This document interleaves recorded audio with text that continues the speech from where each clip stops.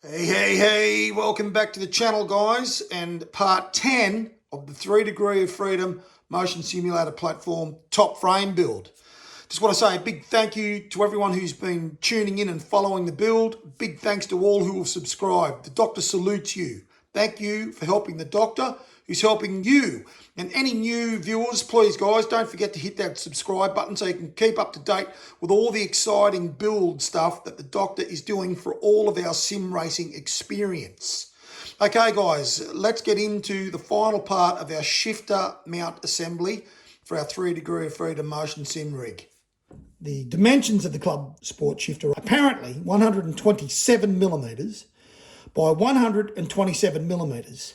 So the doctor is going to do his plate 140 by 140 because my plate here is 140. So I'm going to get a nice square plate, right? Measured 140 there. I'm going to put on my square here. I draw a line here. I'm going to take this away and I'm going to cut this with my circular saw, clean this up with my flap disc, like we do with all our bits, round everything off, and then we're going to work out how to mount this bad boy with this bad boy. You can see how this is coming together, can't you? It's exciting stuff. Okay, guys, so to get this all centered up, I've put my 75 by 110 by 5mm plate in the center of my 140 by 140 Merbow. Okay, so this is 140 by 140, so I've found the center both directions. Okay, now I can line that up with that to get it centered on our Merbow. Okay, so now we've done that, the bolt hole locations in the Fanatec are 90 millimeters apart and 70 millimeters apart. Get this all lined up like this. So I'm going to put my 45 in the center of my plate here. Mark 90 here and mark 90 here. Okay, I'm going to do exactly the same the other side. 90 millimeters apart, right? Okay, so now we've got those marked, we can join them. We can get a line in here. Let's do that. Now, obviously the easiest thing to do would be to just print off the Fanatec shifter PDF template. But guess what? The doctor doesn't have a printer that works. That's why he's doing it this way, old school. All right? Now, that's the width. Forward-wise, they have to locate 70 millimeters apart from each other. The bolt spacings on the Fanatec are 90 millimeters apart, right? They're 90 millimeters apart this way. They're 70 millimeters apart this way. So then what we'll do, we can actually get rid of this, all right? Because this lines up with this. So all we need to do then is just half of 70 is 35. So we put our ruler on the center line here at 35. Okay, go back to 70, mark and cross that there. At the beginning of your ruler, cross that there. Exactly the same on the other side. On our 90 millimeter marks that we measured earlier. 35 in the center, 70 and mark at the top of your ruler. They are our bolt hole locations for the Fanatec to fit on this piece of Merbow now. Well, I certainly hope so. According to their website and their PDF, that's the measurements. So if it's all wrong, I've got more Merbow that I can use, and then when the shifter comes here, I can actually do it off the shifter. But I'm going to go off what their PDF says and hope that that is correct. So they take an M6 bolt. So I need to drill these with a 7 millimeter drill bit. And you guys will need to do the same if you're following what the doctor's doing here with this plate. Okay, so the Quack drilled those with a 7 millimeter drill bit, okay, to give these M6s a bit of wriggle room. The Fanatec Club Sport shifter takes an M6 bolt. It can't be any longer than 15 millimeters, okay? But remember, we've got 20 millimeters thickness in this Merbow. If you have a Logitech shifter or another shifter, I've said this in the past, for other things, you can use a sheet of baking paper okay, and you can cut it to the right size of your shifter base. You can put it on top, or you can use tape even. You can even just run out some masking tape across the bolt hole locations on your shifter, and you can, you know, mark them on the tape and then transfer your tape to your plate, and you'll know where your holes are for your shifter as well. So just to reiterate again, this is being set up for a Fanatec Club Sport 1.5 shifter. Right, so now if all has come together in the universe, we have our bolt hole locations now for our Fanatec. Rightio, so now I can actually in earnest get this bad boy welded on. Now before I do that, I'm going to drill this, I'm going to drill where these holes are here onto my Merbau. I'm certainly going to mark them.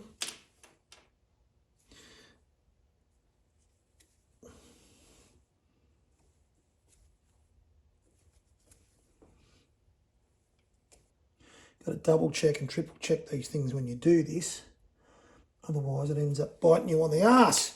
Okay, so that's good. So I've marked where they've got to be drilled. I'm going to drill those holes so now tech screws can come through from the other side and fasten this when it needs to be fastened.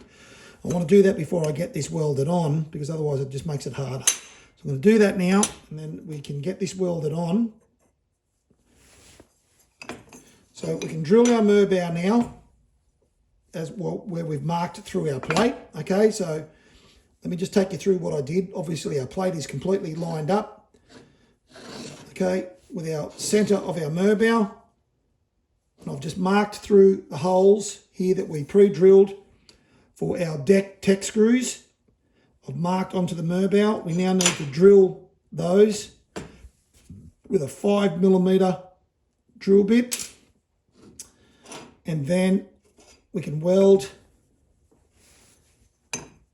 our telescopic piece on here, and then we can attach this to our Merbau, because we don't want to be welding on our Merbau, because obviously it's timber. We don't want it to catch on fire, kids. Okay, peeps. Get this clamped into position however you can get it clamped. You could use your F-clamp on the side of your bench if you want, but you need to get this clamped and secured, and then you need to tack it. So again, guys, remember we're lining it up diagonally from our corner to corner on our center mark on our plate as shown previously.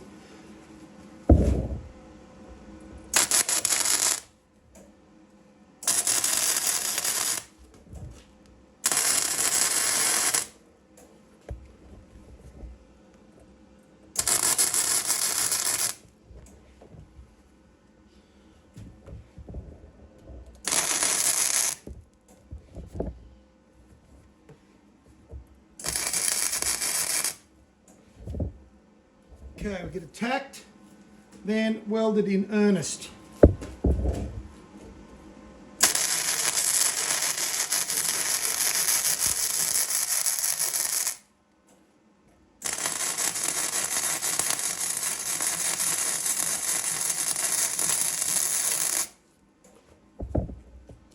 Now again, as the doctor said before, guys, this needs to be it needs to be welded pretty strong.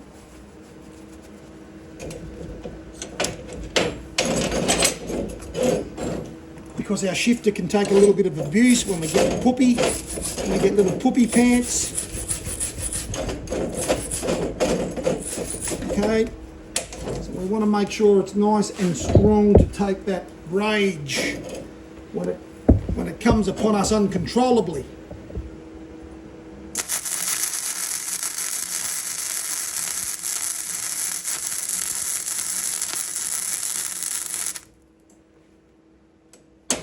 I'm welding here, guys, because obviously I've got a very thin metal here, 1.6 in this guy. Hopefully you guys have been smart and got a 2mm, so I'm really pumping the heat into my nice thick 5mm plate, and I'm pushing the pool into the box and moving fairly quickly so I don't end up through my box. This is what you will have to do as well if you're using thin metal.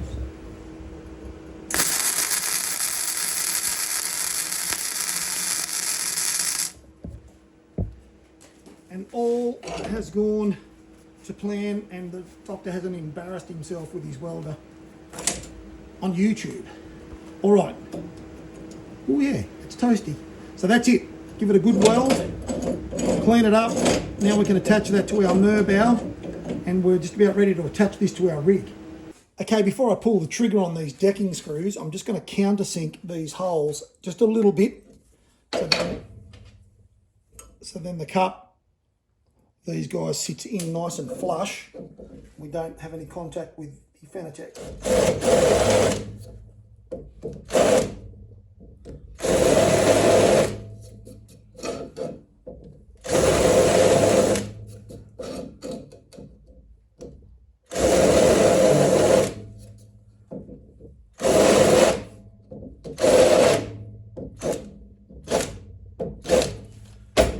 Now, hopefully the universe has shone upon the doctor. We are looking good, Houston. We are looking good. Now, as I said, these have been used previously. They're a little bit rusty, as you can see. So I'm just going to give them a little bit of WD before I put them in here. Hopefully that will help them drive in a little bit as well without snapping them off. It's so easy to snap these decking screws. And used ones, well, you're even taking more of a risk, I suppose. So an impact drive is going to be very good for this with a Phillips head screwdriver.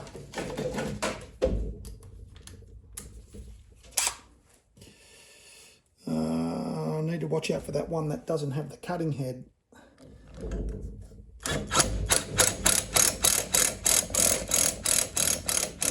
Piece of cake. So what I'm going to do, because this one still had the cutting head on it, I'm going to take it back out now.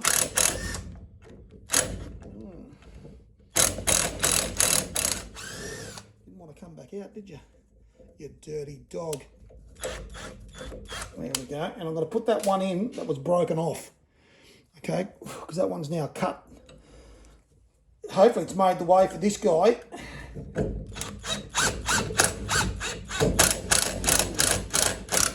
Okay, now I'll just loosen that out a bit until I get these holes all lined up. So don't nip anything right up, guys, until you've got everything lined up. Yeah,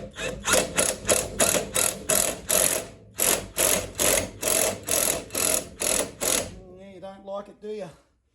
Well, too bad. No one's asking you to. Just do as you're told.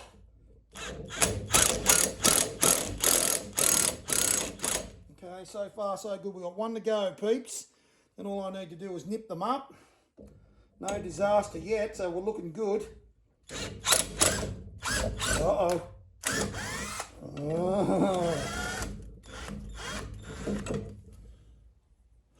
Oh no, all right. I don't know what the story was there. Just need to get this vise a bit tighter. Now, slow and steady, hopefully we'll win the race. There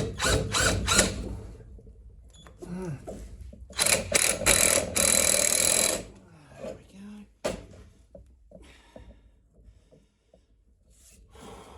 It's nervous times here at the doctor's workshop. Okay.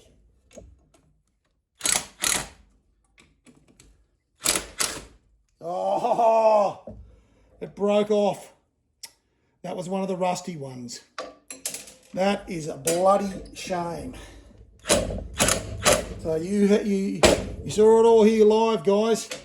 What can I say? I did everything that I could possibly try and do to avoid that happening.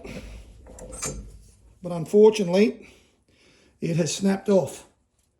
Okay, so that's a real pain in the arse. So what we're going to do is I'm going to have to basically start again next to this screw here, right? So I'm going to have to re-drill here, just in a little bit. That'll be okay. It's just a bit annoying having to do this again, but this is the sort of stuff that happens when you're reusing, especially techs and stuff like that. They're pretty temperamental. And decking techs, they're the worst. They're the worst of any sort of tech as far as being really bloody useless at the end of the day. So now I'm going to have to re-drill next to this guy, do this again, drill through my plate. So I'm going to go away and do that, guys, and come back and have another crack. Hopefully I can find another one of these. Surely I've got one more somewhere. I'll probably cut that off with an angle grinder or just leave it on there. But anyway, I'll get this done, come back, and then we'll just show it. We'll just show fitting it on the rig. Thanks for your patience, guys, and I'm sorry that's cocked up like that. And for your entertainment, the doctor has returned. Now, look at what I found, guys. Another one, but it's rusty, and I'm not gonna risk it because I don't have too many more bites of the cherry left on this thing. I don't want to have holes all over it and have screws not in their ideal location. So I did find some of these button head techs. I've got a couple of these. Now, that's going to do the job. It'll sit nice and flat. The shifter should sit above that. So this is the one we're going to use. Let's hope there are no further cock-ups. That's it. I'm happy with that. It's solid as you gotta love hardwood decking. It's a little bit lighter than metal. I've got some like 6mm plate I could have used. It's so much heavier than this. I'd like to try and keep the weight down on the rig. So this Merbau decking, like we're using for our motor mats, is fantastic. Anyway, let's get this on the rig now.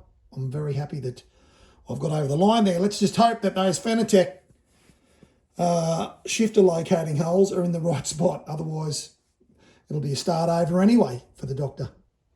Okay, peeps, that has worked out exactly how the doctor wanted. Now, that's why it was so important to get that angle right on the bottom plate there, okay? So then you have this offset on your shifter, all right? So this sits out a little bit to give us a little bit more of a comfortable position with our shifter. So now we're able to do this. We're able to move it in and out slightly, and we can move it, so we can move that up and down, forward and backwards, and in and out, slightly in and out. That's what you're going to get, guys, if you follow the thread of this particular build today on the shifter mount. Okay, guys, we're going to leave it at that. Thank you for tuning in, guys. Thanks for visiting the channel. Big thank you to all who are following the build and those who have subscribed. The doctor salutes you. Thank you for helping the doctor who's helping you. The last part of our top frame build, we will include the connection point for the button box that the doctor has ordered. So I've ordered a button box that normally goes with a Thrustmaster shifter that attaches somehow there. So I'll be modifying it obviously to use it on my rig. I'm going to probably set it up if I can on the remaining slider on the right hand side of the rig as you're sitting in the seat. I left a slider over that side that I was going to make a computer keyboard mount for. I may use it for the button box, or I may attach this button box to the steering wheel frame. I'm not sure, but it'll be one or the other in the next top frame video. In that top frame video, I will also include a test of the rig. I'm going to test the rig with a game. So really the electronics for my rig at the moment are really just all wired up in test mode, okay? They all have to be tidied up and the board set up properly, all of that sort of stuff to finalise this. And we're going to go through all of that. I'll go through that with you guys. I'll show you how I've set mine up. I'll give you the dimensions of the box that I'm placing all of my electronics in, my power supplies, etc. But just to finish this all off, and before we get into that, because that'll be a couple of videos in itself with all the wiring and soldering, etc. But before we get into that, I'll just show this rig all running. Hopefully by then, my Fanatec gear has all turned up. I'll have it installed on the rig and everything tweaked to my taste and for my body shape, etc. And we'll show this rig working in-game. I'd probably just run a Seto Corsa or something. We'll show the rig all working in-game. That'll be it for the top frame build. Then we'll move on to getting all of our wiring actually set up correctly in the final couple of videos of 3 Degree of Freedom Motion Simulator platform. That will be the end of the journey and the end of the build. So guys, as the doctor always says, stay safe, stay healthy, and take it easy out there. See you next time.